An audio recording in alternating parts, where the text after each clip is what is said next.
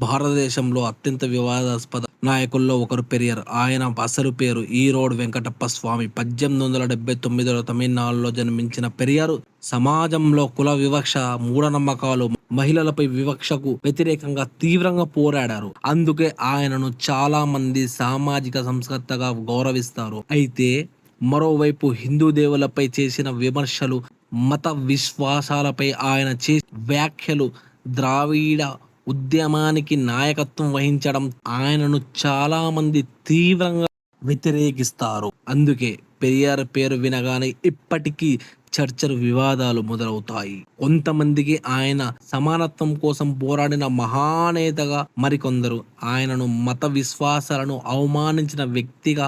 ఒకే వ్యక్తిపై ఇంత విభిన్నమైన అభిప్రాయాలు ఉండటం భారత రాజకీయ, సామాజిక చరిత్రలో చాలా అరుదు. మరి మీ అభిప్రాయం ఏమిటి? పెరియార్ ఒక గొప్ప సామాజిక సంస్కర్తన లేక వివాదాస్పద నాయకుడా? కామెంట్ రూపంలో తెలపండి మీ అభిప్రాయాన్ని.